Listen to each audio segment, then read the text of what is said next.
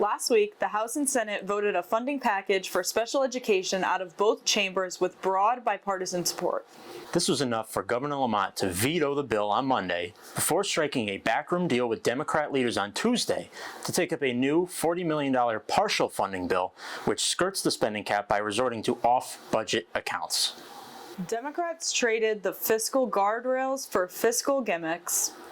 Before the final bill passed, House Republicans proposed an amendment, again, which would have fully funded special education costs totaling $108 million for municipalities by using available surplus funds.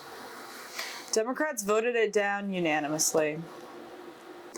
Also, on Wednesday, the House voted on an emergency package of progressive pet projects and nonprofit bailouts. Roughly $3 million in taxpayer dollars sent to Planned Parenthood and various gender and immigration-focused organizations that claim they are under attack. Before Democrats rejected a Republican amendment to redirect the funds to utility and food assistance, House Republican leader Vincent Candelora made it clear Connecticut taxpayers are the ones under attack. We're going to stand up and say that these organizations are under attack. Well, you know what? Everyone is under attack. Every taxpayer in the state of Connecticut is under attack by the reckless spending that we see in the state of Connecticut.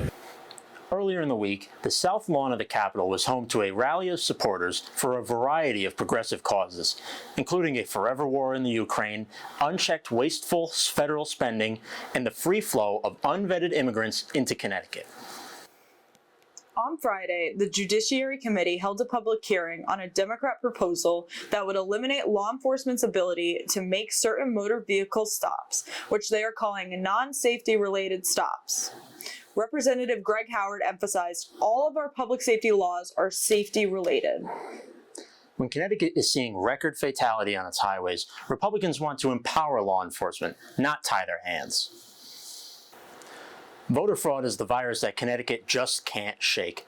Representatives Dave Ritigliano and GOP leader Vincent Candelora met the media on Wednesday to discuss a recent story in Bridgeport, where Democrat officials were arrested on charges of voter fraud in the 2023 mayoral election.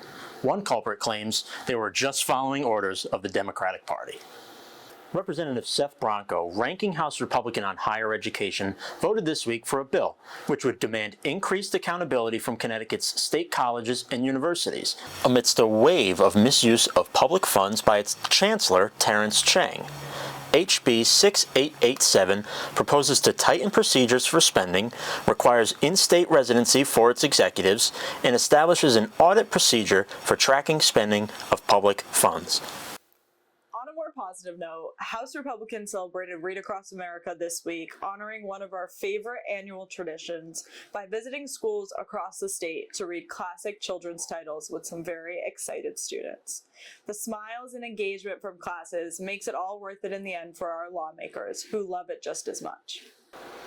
And Saturday was International Women's Day, so we caught up with our lady lawmakers to ask them, who are some women that inspire you? Here's what they had to say. There's a woman in my town that she's been a role model to me, I think.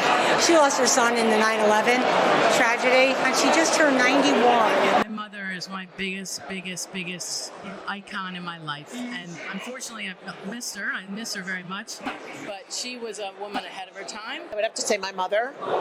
She is a Greek immigrant who came to this country on the one hand with nothing, on the other hand with everything. She came with only her education. I have two women in my life that truly inspired me. First was my mom, who taught my sister Themis and I to be the strong, independent, sassy Greek women that we are. My grandmother, she taught me that sometimes things are hard, but they're always worth it in the end. I absolutely think one of the women that inspires me is Eleanor Roosevelt. You know, she pushed envelopes, stayed true to herself, and really fought for the American people. So, join us next week for more news and views from Connecticut House Republicans.